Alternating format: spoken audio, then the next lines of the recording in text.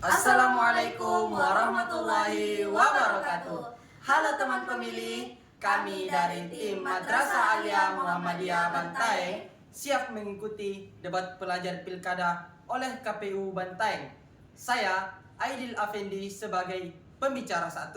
Saya Siti Nur Anissa sebagai pembicara 2. Dan saya Husnul Khatimah sebagai pembicara 3. Indonesia negeri tercinta kita, harapan, kemajuan, dan masa depannya sangat ditentukan oleh kualitas demokrasi. Tidaklah keliru para pendiri bangsa telah menetapkan sistem demokrasi sebagai napas kehidupan dan kemajuan bangsa dan negara. Sayangnya, kita seringkali menemukan kondisi yang menodai atmosfer kehidupan negara kita. Dinasti politik seringkali menjadi penampakan dan perilaku segelintir elit untuk mempertahankan kekuasaan dan mengabaikan kualitas generasi pelanjut demi masa depan yang lebih gemilang.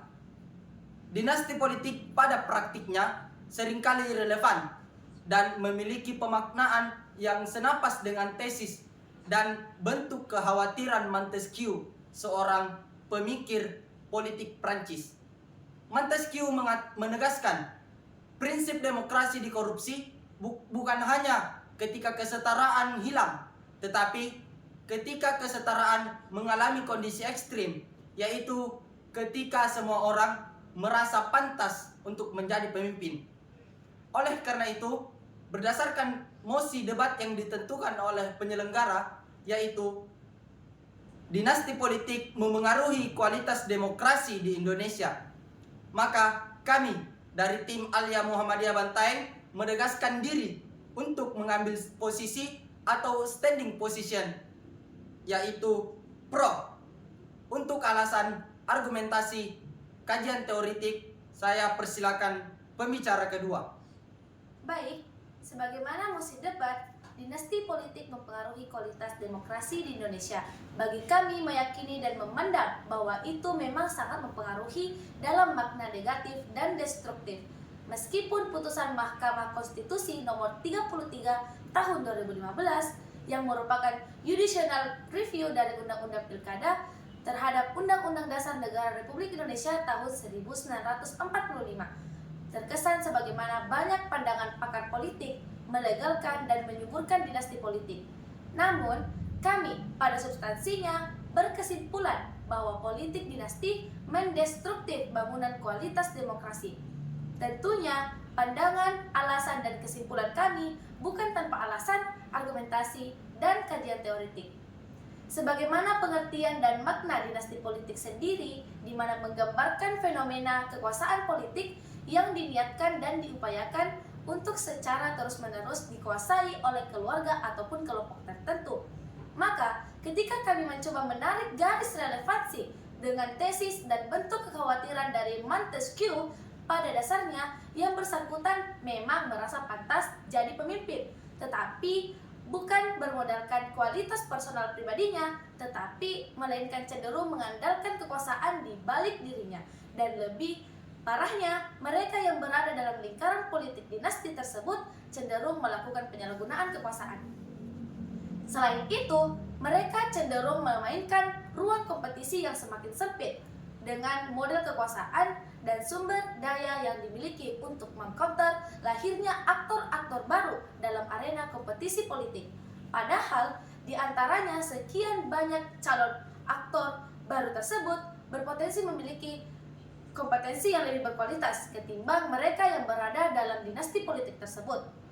Aktor dalam dinas politik yang tidak berupaya semaksimal mungkin memainkan berbagai cara untuk mempersempit ruang kompetisi politik. Sesungguhnya, itu pun bermakna sebagaimana dalam teori marketing menurunkan dan memberi dimensi penawaran sehingga rakyat selaku pemilik kedaulatan tertinggi memiliki keterbatasan dan terkesan sengaja dibatasi ruang dan alternatif pilihannya, sehingga membatasi pula kualitas pilihannya. Dinasti politik memiliki potensi bukan hanya menyuburkan kekuasaan dalam lingkaran keluarga tertentu, tetapi termasuk pula menyuburkan gaya kepemimpinan yang relatif sama dari masa ke masa. Padahal, kehidupan, pola perilaku, dan cara berkembang masyarakat terus berkembang seiring berjalannya waktu. Suburnya dinasti politik akan membuat ruang lain menjadi tandus terhadap lahirnya aktor-aktor potensial yang murni melewati proses penempahan diri yang mumpuni sebagai syarat pemimpin yang betul-betul berkualitas. Suburnya dinasti politik pun itu akan menjadi ruang subur dan memiliki daya tarik tersendiri bagi para oligarki untuk membangun raksasa kekuasaannya dengan relasi simbiosis mutualisme dengan lingkaran politik dinasti yang pada muaranya dan secara otomatis cenderung mengabaikan kepentingan rakyat dan proses yang berkualitas. Dinasti politik secara psikologis pun bahkan kami menduga jika mengikuti cara pandang dan tesis Pierre Bourdieu, seorang sosiolog Prancis dan intelektual publik, bahwa mereka yang terlahir dari aktor dinasti politik akan memiliki dan lebih mengedepankan spirit the love of power atau cinta kekuasaan ketimbang spirit the power of love atau kekuatan cinta. Padahal jika kita mengikuti cara pandang dari Dr. Yudi Latif, seorang pakar Pancasila menegaskan bahwa spirit yang lebih mendominasi oleh the love of power atau cinta kekuasaan akan menjadi salah satu lahan tandus bagi tumbuh suburnya nilai-nilai Pancasila.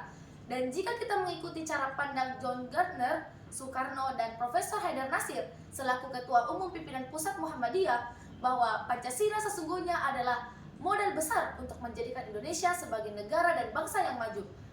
Ketika politik dinasti cenderung menyalahgunakan kekuasaan dan bahkan pada praktiknya cenderung kekuasaannya itu mengatur hukum, maka sesungguhnya dinasti politik akan mencederai dan merubuhkan konstitusional bangunan di mana Indonesia adalah negara hukum. Selain itu, akan mereduksi moral dan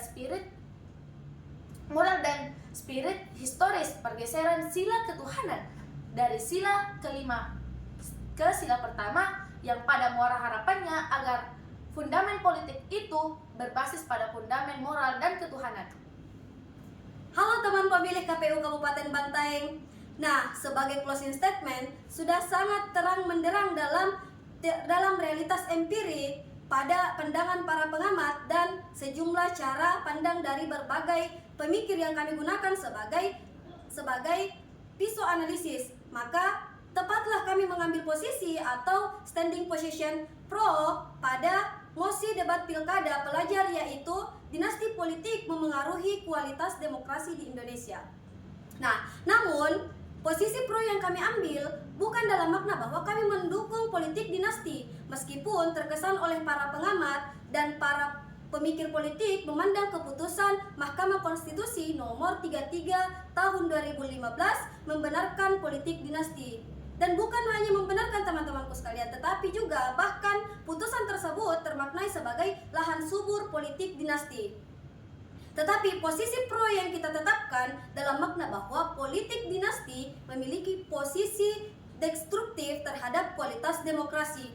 Kami selaku generasi muda, khususnya kami dari tim Madrasah Aliyah Muhammadiyah Bantaeng, mengharapkan bahwa cukuplah anekdot orang miskin dilarang sakit yang memenuhi nalar publik. Jangan lagi muncul atau lahir anekdot baru yang menegaskan orang miskin dilarang berpolitik.